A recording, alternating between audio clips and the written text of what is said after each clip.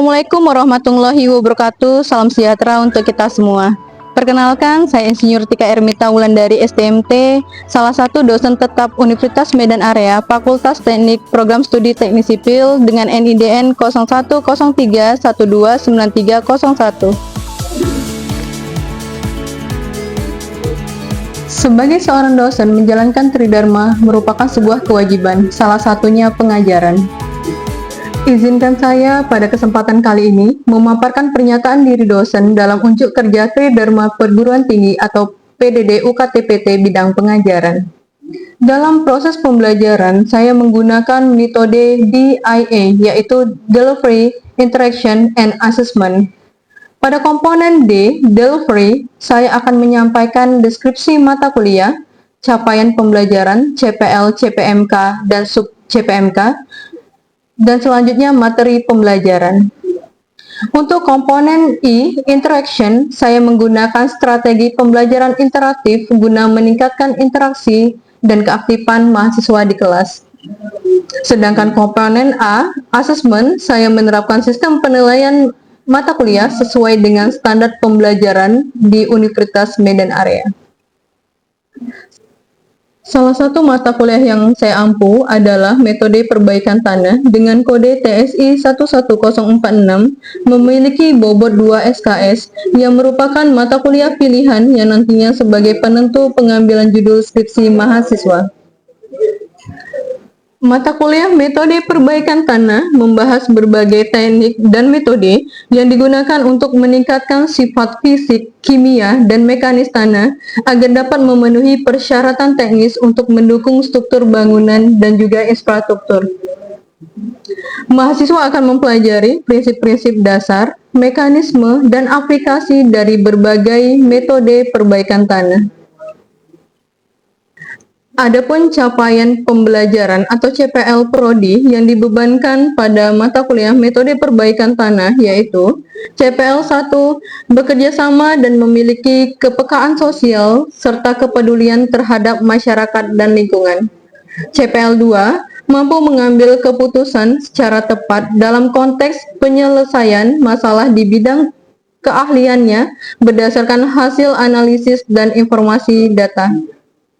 CPL 3 mampu menyusun dan melakukan analisis terhadap bangunan atau sistem teknik sipil berdasarkan standar perancangan. CPL 4 menghasilkan produk bangunan atau sistem keteknik sipilan yang fungsional dan mempertimbangkan berbagai aspek misalnya penurunan resiko bencana, fungsional, keamanan, serta berwawasan lingkungan.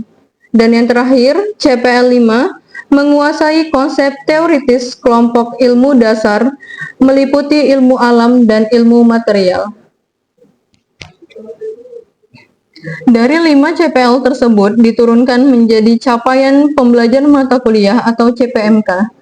CPMK 1 mampu bekerja sama dan memiliki kepekaan sosial serta kepedulian terhadap dampak lingkungan yang ditimbulkan pada proses perbaikan tanah di proyek.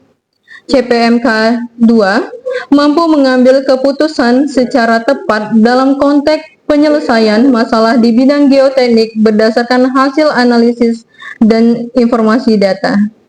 CPMK 3 mampu melakukan penelitian untuk merumuskan isu, tujuan, masalah, kriteria, metode, penyelesaian masalah, dan konsep perencanaan dan perancangan bangunan sipil yang berkaitan pada perbaikan tanah dengan pendekatan konstruksi berkelanjutan. CPMK 4 mampu menghasilkan rancangan yang mengintegrasikan prinsip-prinsip metode perbaikan tanah dengan memperhitungkan risiko, fungsional, keamanan, serta berwawasan lingkungan. CPMK 5 mampu menerapkan prinsip-prinsip metode perbaikan tanah dengan memperhitungkan aspek-aspek tepat mutu, tepat biaya, dan tepat waktu.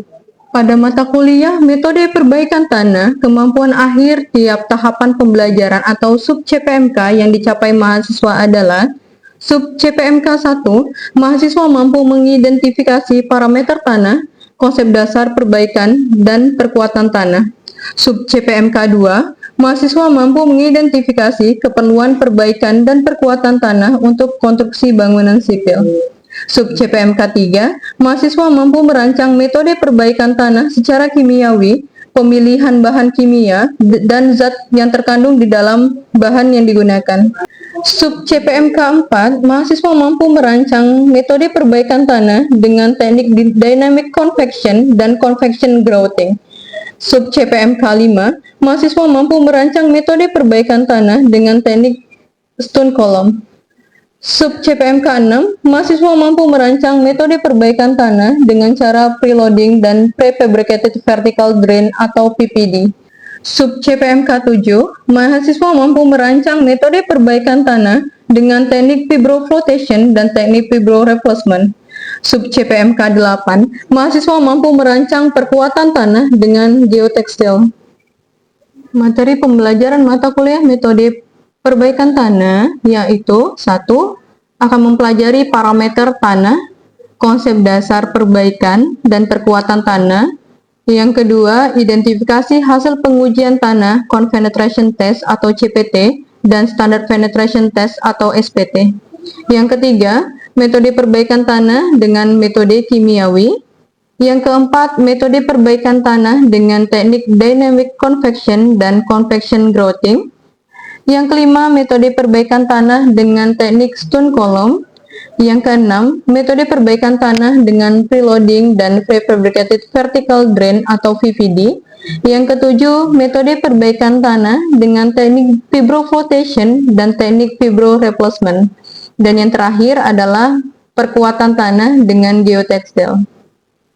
Adapun sistem pembelajaran yang saya lakukan biasanya dimulai dengan perkenalan, berguna untuk membangun keakraban dosen dan juga mahasiswa. Yang kedua, saya melakukan brainstorming dengan harapan bisa menciptakan lingkungan yang kondusif, bebas, dan terbuka sehingga mahasiswa lebih berperan aktif. Selanjutnya, saya membahas kontrak perkuliahan untuk membuat kesepakatan bersama terkait dengan proses perkuliahan berjalan termasuk topik pembelajaran dan tugas agar mendapat gambaran pelaksanaan perkuliahan selama 1 semester ke depan. Dalam diskusi saya, biasanya memotivasi mereka untuk lebih aktif, fokus, dan lebih giat dan serius untuk dapat lolos pada seleksi penerimaan pekerjaan yang diimpikan. Selanjutnya, saya akan mencoba mengetahui pemahaman mahasiswa dengan cara memberikan tugas, kuis, dan juga presentasi. Adapun rujukan untuk pembelajaran sebagai bentuk strategi delivery proses pengajaran, saya menggunakan beberapa buku textbooks. Yang pertama ada buku Darwin 2017 dengan judul Dasar-dasar Teknik Perbaikan Tanah. Yang kedua ada buku Hardiatmo tahun 2020 dengan judul Perbaikan Tanah. Yang ketiga ini ada buku yang saya tulis sendiri bersama teman-teman yang berjudul Metode Perbaikan Tanah. Nah, buku ini saya gunakan sebagai bahan ajar saya di kelas. Mata kuliah Metode Perbaikan Tanah mempunyai strategi pembelajaran yaitu Student Centered Learning atau SCL dengan metode antara lain Discovery Learning atau model pembelajaran melalui penemuan atau pengayaan materi. Yang kedua yaitu Case Method. Case Method ini adalah suatu metode pembelajaran Student Centered Learning yang merupakan pembelajaran partisipatif berbasis pada pemecahan kasus dan masalah. Yang ketiga ada Small Group Discussion, yaitu dengan membuat kelompok yang nantinya akan mempresentasikan hasil dari referensi yang telah mereka kaji. Yang keempat nanti ada metode Project Based Learning, yaitu model pembelajaran yang berbasis dengan proyek. Jadi mereka akan mereview nantinya proyek berdasarkan data yang didapat di lapangan. Selanjutnya nanti ada studi ekskursi. Nah, biasanya kami melakukan kunjungan proyek yang sedang melakukan metode perbaikan tanah, sehingga nantinya dengan beberapa strategi ini mahasiswa memiliki dan paham terkait dengan mata kuliah metode perbaikan tanah. Selanjutnya, pelaksanaan asesmen dalam pembelajaran saya jelaskan di awal pertemuan agar mahasiswa mengetahui bobot penilaian yang berlaku pada mata kuliah metode perbaikan tanah. Dalam proses evaluasi penilaian terhadap mahasiswa ini, saya mengikuti bobot penilaian berdasarkan dengan standar pembelajaran yang berlaku di lingkungan Universitas Medan Area, di mana partisipasi sebesar 10%, tugas atau PR 50%, UTS 15%, dan UAS-nya 25%.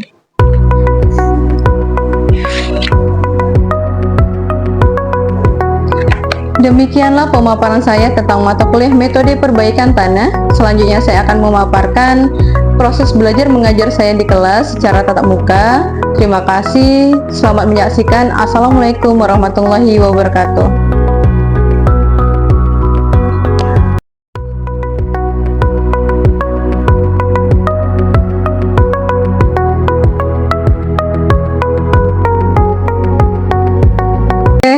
Baik, Assalamualaikum warahmatullahi wabarakatuh.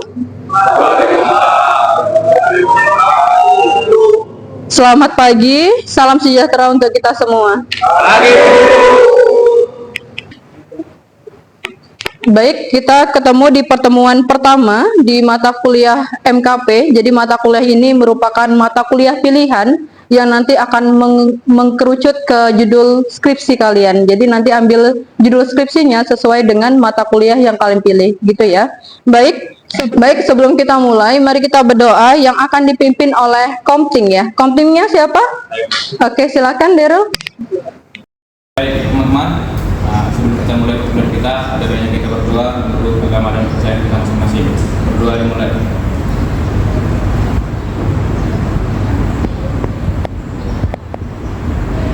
Amin.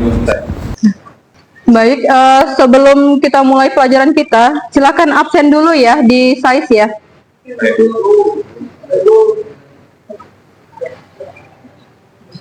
Oke, sudah absen semuanya? Sudah, Bu. Oke, saya absen dulu ya. Faiz Asmilubis,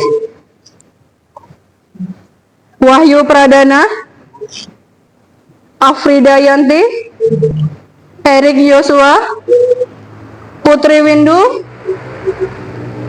Abdur Rashid. Baik, jadi karena mata kuliah ini MKP merupakan lanjutan dari mata kuliah geoteknik ya. Jadi kalian sudah belajar mekanika tanah. Nah, hari ini akan mengkerucut ke metode perbaikan tanah. Jadi terapannya di mekanika nanti itu akan dipelajari di metode perbaikan tanah. Gitu ya. Oke, sebelum itu kayaknya udah kenal ya. Sudah kenal belum sama saya? Bravo. Siapa nama saya? Ya. Oke, masih terkenal ya. Nama saya Tika Hermita Wulandari ya. Jadi selama 1 semester ke depan kita akan mempelajari metode perbaikan tanah, bobotnya 2 SKS ya. Jadi mata kuliah ini nanti ada namanya CPL. CPL itu merupakan capaian pembelajaran. Yang pertama nanti ada CPL 1 dan sampai CPL 5 ya. CPL 1 bekerja sama dan memiliki kepekaan sosial serta kepedulian terhadap masyarakat dan lingkungan. Karena memang metode perbaikan tanah akan bersinggungan dengan masyarakat dan lingkungan, otomatis mata kuliah ini dibebankan itu tetap bisa berjalan, tapi juga tetap menjaga norma-norma seperti di sosial dan tetap memperhitungkan dampak lingkungan, gitu ya. Yang kedua, nanti CPL 2 ada mampu mengambil keputusan secara tepat dalam konteks penyelesaian masalah di bidang keahliannya berdasarkan hasil analisis dan informasi data. Jadi di proyek itu akan banyak sekali masalah yang akan dihadapi. Nah, salah satunya masalah tanah. Jadi mata kuliah ini nanti akan mengajarkan kalian bagaimana jika kondisinya seperti ini, beginilah cara memperbaiki tanahnya ya. Nanti akan ada banyak sekali metode perbaikan tanah yang kalian dapatkan dan nanti akan kalian sesuaikan dengan problematika yang ada di lapangan ya, khususnya untuk menanggulangi masalah tanah gitu ya. Yang ketiga nanti ada CPL3, mampu menyusun dan melakukan analisis terhadap bangunan atau sistem teknis sipil berdasarkan standar perancangan. Karena di sipil ada dua ya struktur, apa aja itu? Yang pertama struktur apa? Atas, yang bawah struktur bawah ya. Jadi atas itu struktur yang memang dari mulai kolom, balok, lantai, atap, tapi struktur bawah sudah masuk di mulai fondasi gitu. Jadi bagaimana nanti kita bisa menyusun atau menganalisis sesuai dengan standar perancangan. Seperti apa nanti akan saya jelaskan.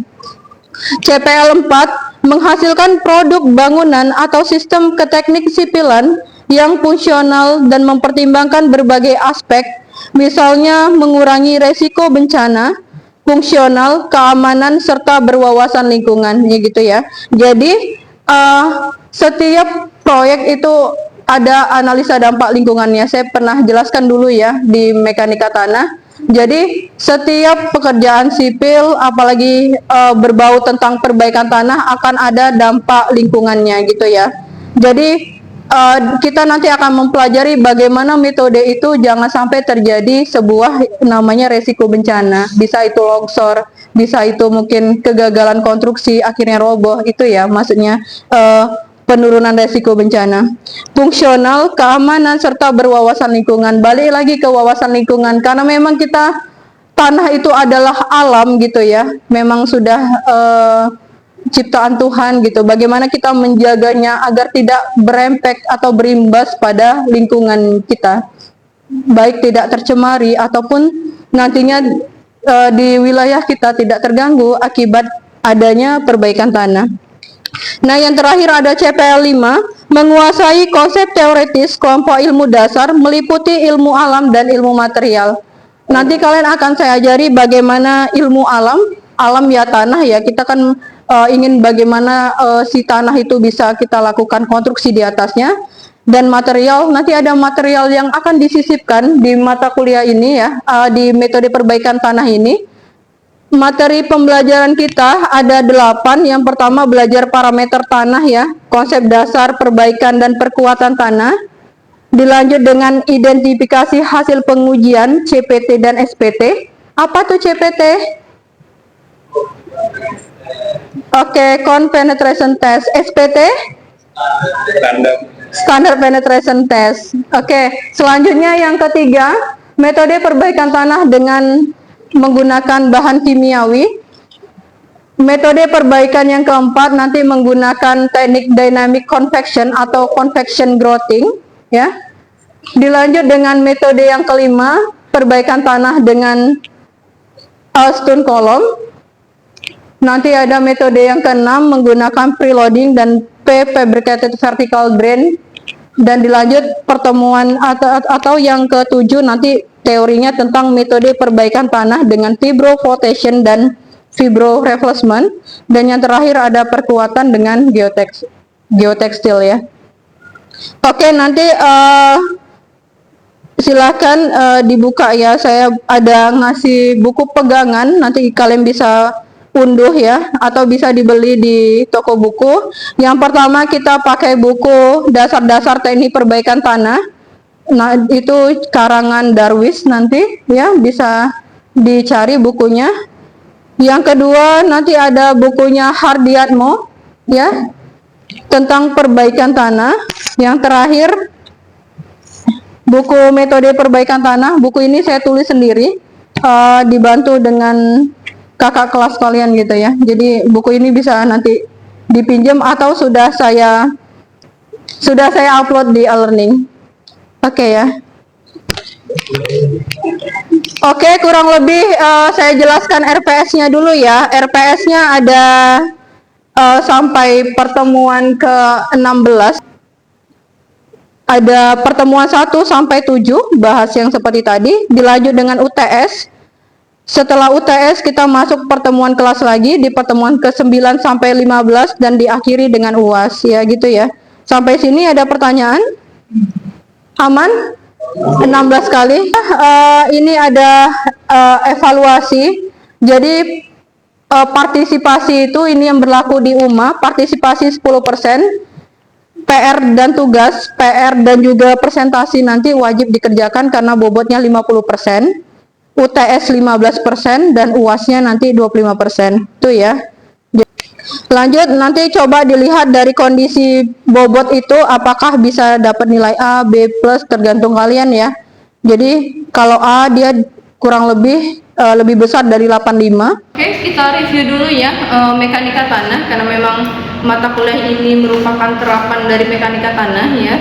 Jadi coba lihat di slide bahwa orang awam lihat tanah itu hanya sekedar solid gitu ya, sama seperti halnya beton dan juga baja. Nah, ternyata tidak. Mekanika tanah itu mengandung juga namanya void. Void itu terdiri dari air dan juga udara, sehingga memang menjadi rentan untuk terjadinya penurunan.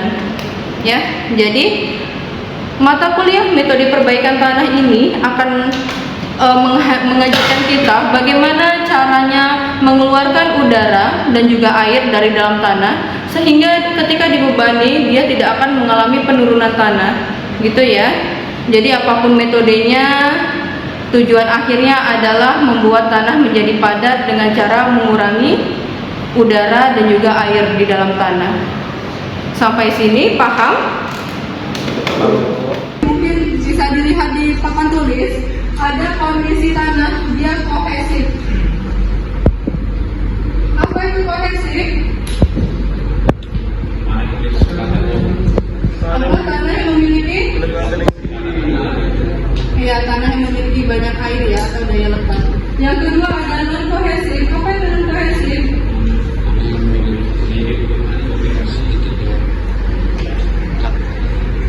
Apa non kohesif?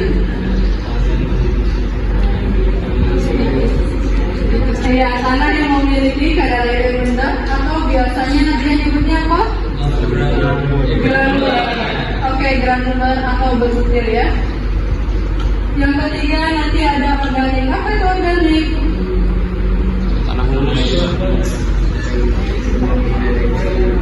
Iya, tanah yang mengandung sisa-sisa tumbuhan. Biasanya dia dari apa ya, humus gitu ya, jadi organik.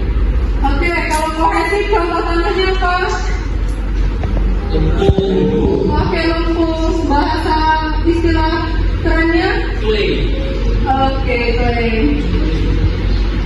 Selain itu, kohesif satu lagi? Silt. Bahasa Indonesia? Tanam. Oke. Silt ya. Non kohesif? Ada dua. Silt? Atau bahasa Inggrisnya sand? Dan yang terakhir ini? Kering.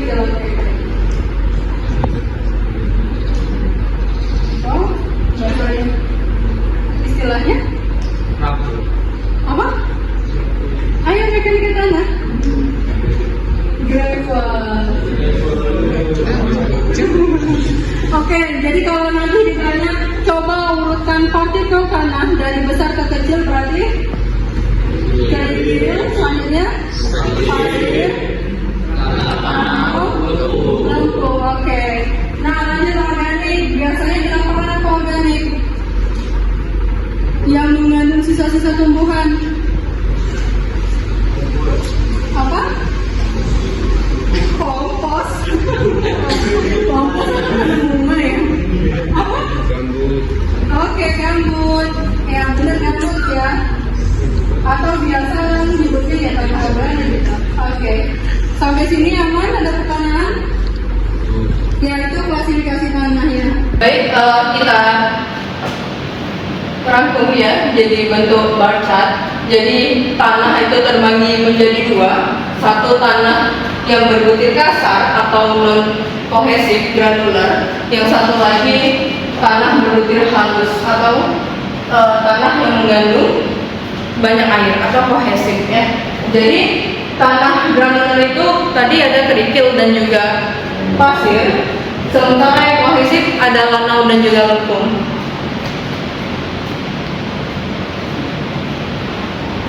Oke, saya ingin bertanya, kenapa perbaikan tanah dilakukan? Ada yang bisa? Ya, silakan. Jawabannya ada dua, Bu. Karena untuk menghilangkan kadar air dan udara pada tanah dan untuk memperbaiki indeks properti tanah. Oke, boleh ya. Selain itu, silakan kamu. Untuk mengurangi penurunan tanah, Bu. Iya, bisa. Selain itu, Untuk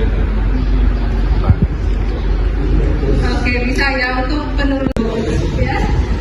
Mengatasi masalah kestabilan lereng, Oke, bisa. Selain itu, mengurangi kelongsoran. oke, boleh ya. Jadi, nah, kenapa perbaikan tanah dilakukan? Karena hal yang paling mendasari saat ingin membangun sebuah konstruksi, yaitu apakah tanah tersebut mampu memikul beban bangunan yang akan dikerjakan. Burj Khalifa merupakan gedung tertinggi di dunia, bayangkan tingginya menjulang langit. Nah, bagaimana konstruksi struktur di bawahnya dapat membangun atau menopang bangunan yang ada di atasnya? Itulah fungsi dari metode perbaikan tanah. Ya, jadi apapun bangunannya, baik gedung, bendung, gedung lagi, jalan flyover ataupun jembatan, semua memerlukan metode perbaikan tanah ya. Jadi tinggal dipakai mana nanti nih yang lebih kompatibel. Masih ingat dengan hukum Newton 3? Ya. Jadi hukum Newton 3 menyatakan bahwa setiap aksi akan menghasilkan reaksi. Ini kita ilustrasikan pada sebuah bidang tanah. Kita akan membangun sebuah bangunan tingkat 3, kita sebut dengan aksi, yang memiliki berat bangunan kita misalkan 100 ton. Nah, bagaimana dengan si tanahnya yang kita anggap sebagai reaksi? Maka tanah itu wajib memiliki kemampuan memikul beban lebih besar dari 100 ton. Ya, semua adik-adik semua, kalian sudah memasuki semester 6 ya. Jadi sudah di penghujung perkuliahan ya. Akan ada nantinya skripsi dan juga KP. Kita KP ya, kalian banyak pastinya akan menemukan hal yang berbeda ya dari teori. Maka dari itu coba nantinya ketika kalian temukan ilmu-ilmu baru dituliskan di dalam kertas. Nah, kalian pelajari dengan seksama nantinya, sehingga kalian akan timbul pertanyaan-pertanyaan, kenapa ya kok berbeda. Nantinya itu bisa dijadikan judul skripsi gitu ya. Kenapa kok metode perbaikan tanahnya begini, kenapa kok metode pelaksanaannya berbeda dengan teori di kampus gitu. Nah, jadi metode pelaksanaan dan metode perbaikan dia relatif fleksibel ya, tergantung dengan kondisinya masing-masing gitu ya. Nah, nanti ketika di KP ambil ilmu sebanyak-banyaknya, tetap semangat, tetap berjuang, tetap kompak, karena biasanya yang paling berat adalah di sesi-sesi akhirnya gitu ya. Nanti sempro, semhasidang ya, tetap bersama-sama dengan teman, jangan sampai ketinggalan ya. Tetap ingat goalsnya itu apa ketika masuk sipil. Waktu saya tanya dulu adalah ingin menjadi engineer gitu ya. Saya masih ingat sampai hari ini. Tetaplah berjuang dengan impian itu untuk menjadi seorang engineer. Nanti saya akan bagikan kelompoknya ya, sesuai dengan yang saya jelaskan tadi. Nanti kalian bisa download atau lihat di e-learning materi-materinya dan siapa teman kelompoknya. Nah, baik, terima kasih untuk hari ini, sekian materinya. Sebelum kita akhiri, mari kita berdoa menurut agama dan kepercayaan kita masing-masing. Doa dimulai. Doa selesai. Terima kasih. Assalamualaikum warahmatullahi wabarakatuh. Selamat pagi semuanya.